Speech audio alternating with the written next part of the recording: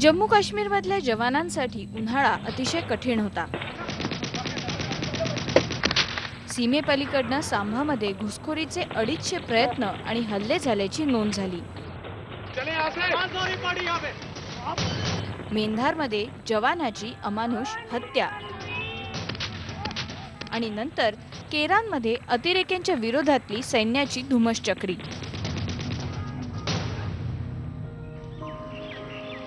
आता एलओसी म्हणजेच भारत-पाक नियंत्रण रेषेवर हिवाळ्याने ताबा घेतलाय।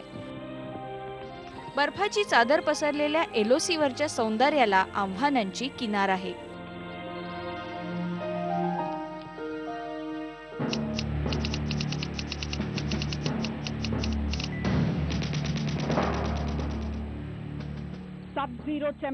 शून्य डिग्री सेल्सिअस पेक्षाही कमी तापमान, अवघ्या मीटरवर शत्रूच्या बुलेटचा सामना होऊ शकतो। भारतीय जवानांच्या एलओसीवर तुमचं स्वागत आहे। पुढच्या अर्ध्या तासात आपण याच नियंत्रण रेषेचा वेध घेणार आहोत। जे जवान देशाच्या संरक्षणासाठी रात्रीचा दिवस करतात, त्या दुर्लक्षित असणाऱ्या पण मोलाची कामगिरी बजावणाऱ्या जवानांना भेटणार आहोत। हिमालयातल्या पीर पंजाल डोंगर रांगेतनं आम्ही निघालो। सगळीकडे बर्फ, त्यामुळे वाहन चालवणं हे जवानांसाठी आणि काश्मीरींसाठीही आव्हानाचं। चाक बर्फावरनं सरकणंच मुश्किल। आमचा पहिला स्टॉप होता युरी, समुद्र सपाटीपासून जवळपास 12,000 फूट उंचीवर। श्रीनगर पासून जवळपास 100 किलोमीटर अंतरावरचं आणि पाकिस्तानच्या एलओसीच्या जवळचं हे युरी। आम्ही आता सिलकोट मध्ये आहोत। युरी सेक्टरच्या शेवटच्या पोस्टच्या दिशेनं आम्ही चाललो आहोत। सतत बर्फवृष्टी चालू आहे। अतिबर्फवृष्टीमुळे रस्ते बंद होण्याआधी आम्हाला तिथे पोहोचायचंय।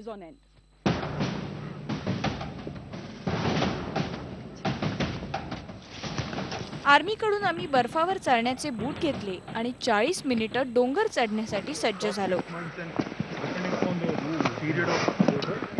जम्मू काश्मीरमध्ये 776 किलोमीटर पसरलेल्या एलओसीवरचं वातावरण नेहमीच तणावाचं असतंच असं नाही। सिलकोट पोस्टवरती हे आव्हान जोशानं स्वीकारलेलं आम्हाला दिसलं। राम साहब कैसे सर? बहुत बढ़िया साहब।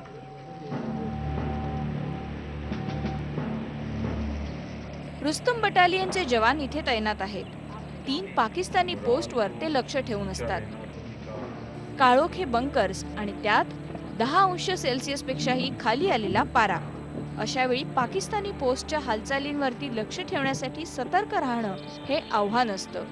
पाकिस्तानी पोस्ट इतक्या जवळ आहेत की दिवसातनं 5 वेळा होणाऱ्या अजानचा आवाज देखील स्पष्ट ऐकू येतो। सहसा हिवाळ्यात बंदुकीच्या गोळ्यांचा आवाज नसतो, पण कुंपणावर कायमच भीतीदायक शांतता असते। चकमकी आणि गोळीबाराच्या घटना जवानांना सतत आठवत राहतात। कठुआ में फायर हुआ था तो हमें घर से और रिश्तेदारों से कॉल आ रहे थे कि आपके वहाँ हुआ है, कहाँ हुआ है। उनको एग्जैक्ट लोकेशन हमने बताया नहीं कि हम कहाँ रहते हैं, कहाँ नहीं रहते हैं। रात्री गस्तीवर असलेल्या जवानांचं नेतृत्व company commander major Saptarshi Gupta यांच्याकडे आहे। मेजर सप्तर्षी यांना इथे येऊन साधारण वर्ष झाले। त्यांच्यासाठी हा हिवाळा कधीही न विसरता येण्यासारखा आहे। घरापासून आणि आपल्या 3 वर्षांच्या मुलीपासून दूर ते इथे तैनात आहेत। इथून सही सलामत बाहेर पडणं हीच मोठी पर्वणी असेल असं ते म्हणतात। I think in a terrain like this is where I really understand what or rather realize or feel happy about it that I'm a soldier.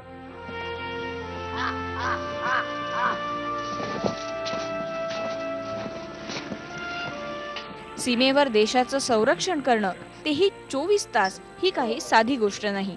साप्ताहिक सुट्टी नाही। बॅरकमध्ये गेल्यावर बर्फवृष्टीमुळे केबल बंद झालेलं असतं। सिग्नल यार बर्फ की वजह से नहीं आ रहा। पण फोन सुरू असणं हे त्यातल्या त्यात समाधानाचं। बिल्कुल हम ठीक ठाक हैं, बढ़िया खुश हैं सब। आपली खुशाली आईला सांगितल्यानंतर पंजाबच्या बर्नालचे शिपाई लक्ष्मीर सिंग यांनी मला त्यांच्या कुटुंबाचे फोटो पाहण्याचा आग्रह केला। सगळ्यात जवानांसाठी खिशातल्या अशा फोटोंचा खूप मोठा आधार असतो। जी मैम, देखो हर बंदा अपने परिवार के लिए तो जीता है ना, उसकी फैमिली उसके लिए सब कुछ होता है। इसलिए हम उनके पास नहीं रहते, उनको मिस करने के लिए उनकी फोटो वगैरह साथ में रखते हैं, उनसे बात करते हैं।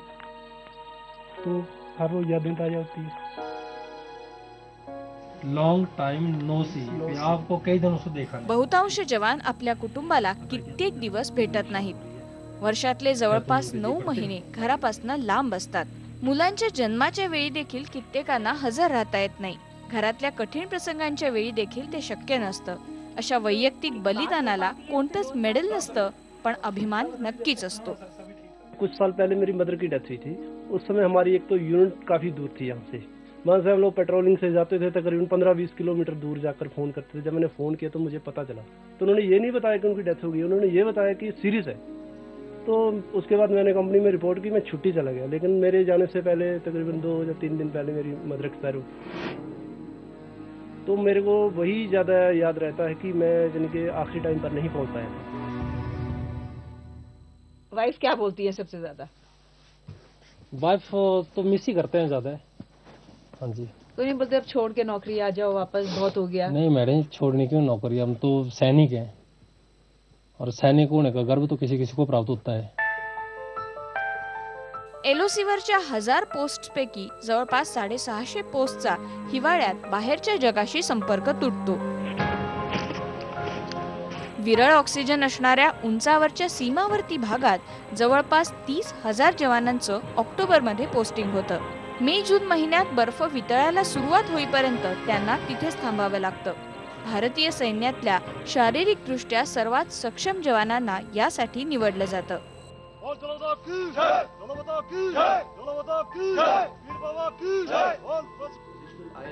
लेफ्टनंट जनरल संजीव चचरा यांच्याकडे जम्मू काश्मीर आणि लडाखमध्ये सीमेवर तैनात असलेल्या 3 लाख जवानांची जबाबदारी आहे. हिवाळ्यात आर्मी कशी सज्ज आहे याविषयी त्यांनी माहिती दिली. जवानांना वातावरणाशी जुळवून घेता यावं म्हणून 1-2 टप्पे ठरवले जातात. किती उंचीवर पोस्टिंग आहे त्यानुसार ठरवलं जातं. जवान शारीरिक दृष्ट्या सक्षम नसेल तर त्याला पुढल्या टप्प्यावर जाता येत नाही. हिवाळ्यातल्या 6 महिन्यांमध्ये सगळी सामग्री त्यांच्याकडे असते, अगदी प्रत्येक पोस्टवर. सीमेलगतच्या पोस्टवरती हिवाळ्यात ताजा भाजीपाला मिळणं ही देखील ऐश होते.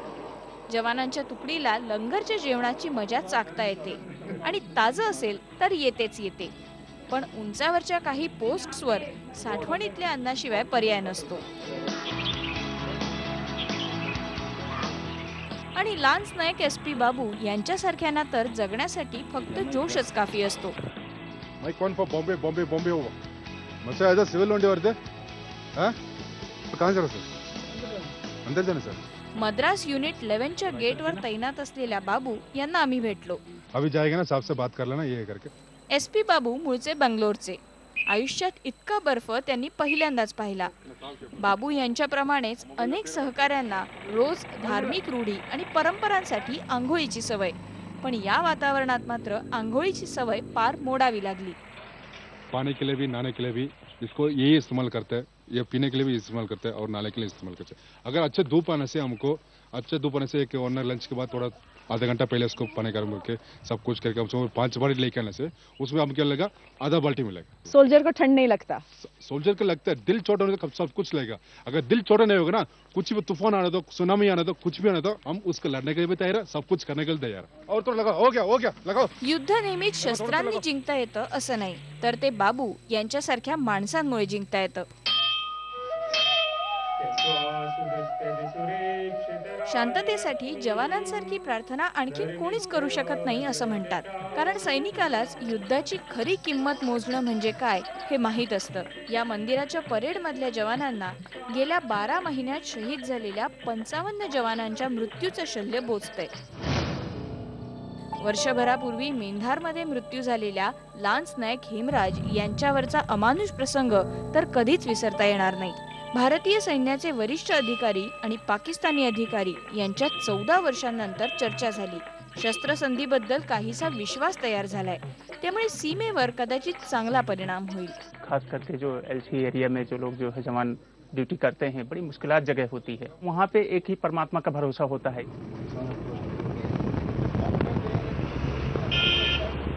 युरीहून आम्ही बारामुल्लाच्या दिशेने निघालो. तोपर्यंत रात्र झाली होती. एका दहशतवाद्याला अटक करून 46 राष्ट्रीय रायफलचे जवान आपापल्या बराकमध्ये परतत होते. इथे सैन्याला हिवाळ्यात खोऱ्यांमधल्या हालचालींवर लक्ष ठेवावं लागतं. सिनियर GCO रमजान खान आणि त्यांच्या टीमला अरुंद खोऱ्यांमध्ये लक्ष ठेवणं खूप कठीण जातं. दगडफेक करणाऱ्यांना नियंत्रणात आणण्यासाठी करावं लागणारं बारामुल्लामधलं काम खूप जिकिरीचं आहे. 26 वर्ष सैन्यात असलेले खान सांगतात, आर्मीने आपल्याच नागरिकांना सामोरं जाताना संयम सोडता कामा नये. छोटे छोटे बच्चे पथराव करते हैं, उनके ऊपर हम कोई गुस्सा नहीं दिखा सकते. जब इन बच्चों को देखते हैं तो अपने बच्चों की भी याद आती है कि इस प्रकार हमारे भी बच्चे हैं, लेकिन बच्चे इसको एक खेल समझते हैं. वो नहीं सोचते कि इसका कितना बड़ा असर हो सकता है. गेल्या काही वर्षांमध्ये आर्मीने मानवी हक्कांचं उल्लंघन केल्याच्या आरोपामुळे नाराजी ओढवून घेतली. राज्यात आर्मीला मिळालेल्या विशेष अधिकारांविषयीही टीका झाली.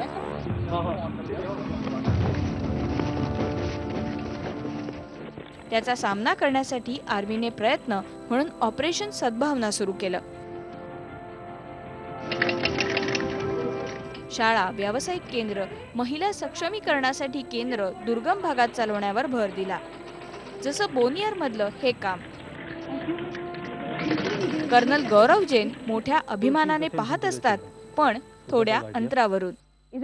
आर्मीच्या वर्दीला बाजूला ठेवण्याचा जाणीवपूर्वक प्रयत्न तुम्ही केलात का?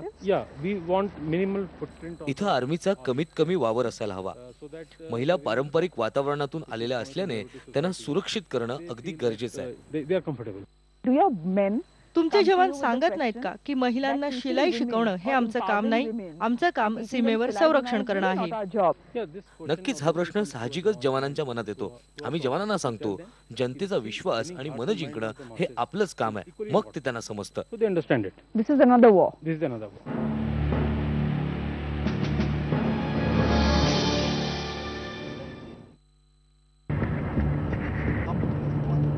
LOC वरचा आमचा प्रवास आता नॅशनल हायवे क्रमांक 1 वरून पुढे सरकू लागला. साऱ्या देशाला उत्तर काश्मीरला जोडणारा हाच तो रस्ता. खोऱ्यामध्ये सामानाची ने-आण याच रस्त्यावरनं केली जाते. त्यामुळे हा हायवे सुरक्षित ठेवणं ही सैन्याची मोठी जबाबदारी असते. बर्फ असो, पाऊस असो की वादळ, रोज सकाळी 6 वाजता रस्त्याच्या सुरक्षेसाठी तयार राहावं लागतं. आज वाहतूक ठप्प झाल्याने मेजर मुकेश यांच्या जवानांना रस्त्यावरचा बर्फ हटवण्यासाठी खूप उशिरापर्यंत काम करावं लागणार आहे. हर दिन कम से कम 11 घंटे लड़के यहाँ पे रोड पे रहते हैं. हफ्ते में 7 दिन में 11 घंटे और पूरा साल ROP में लगता है. वो अपनी गर्दन आगे पीछे नहीं कर सकता. उसको हमने एक एरिया दे दिया है that you are responsible for this stretch and he has to look in that stretch. गेल्या वर्षी श्रीनगरच्या सीमेवर झालेल्या दहशतवादी हल्ल्यात 8 जवानांचा मृत्यू झाला.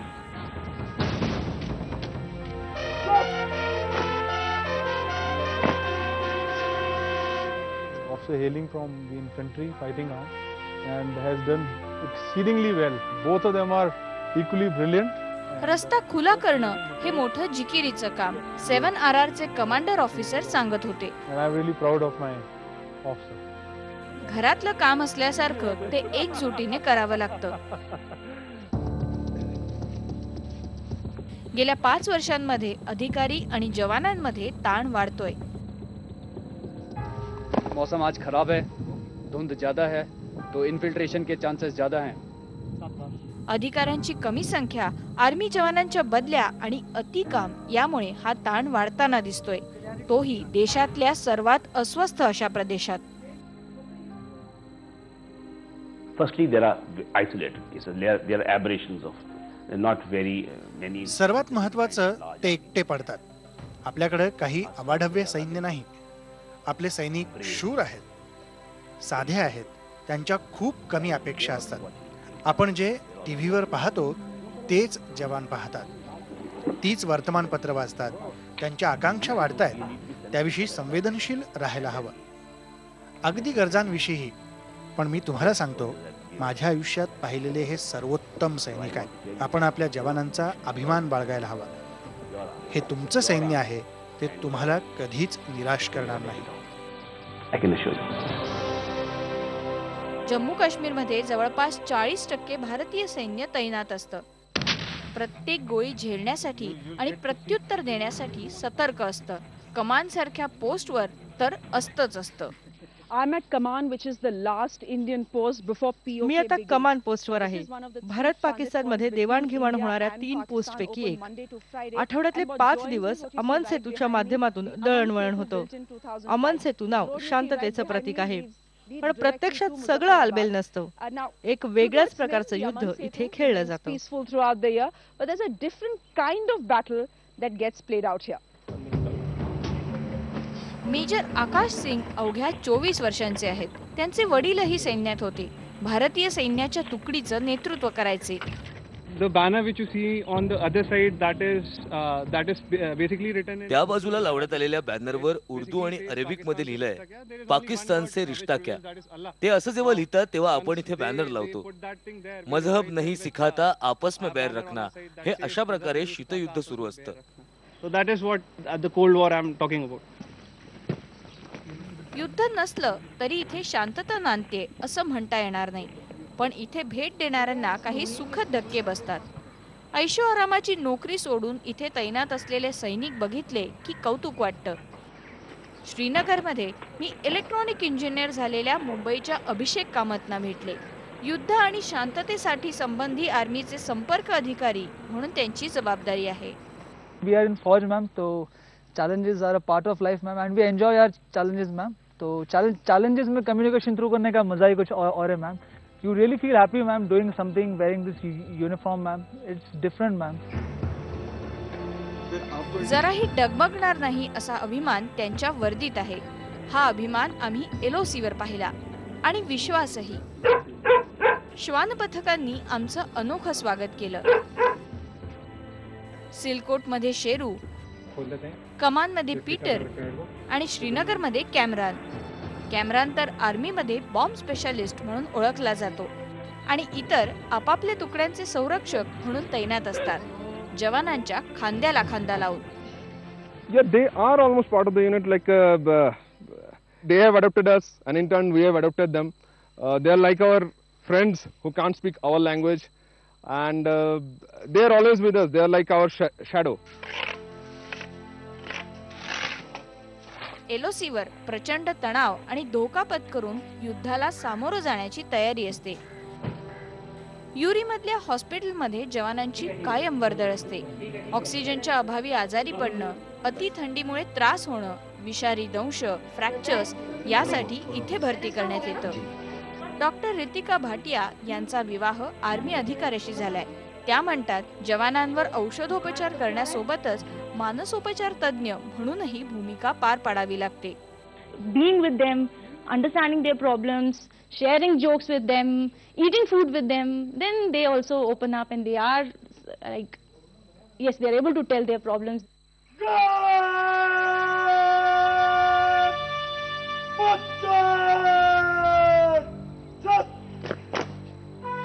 जे देशासाठी बलिदान देतात त्यांना तिरंग्यात लपेटून निरोप देण्यात येतो.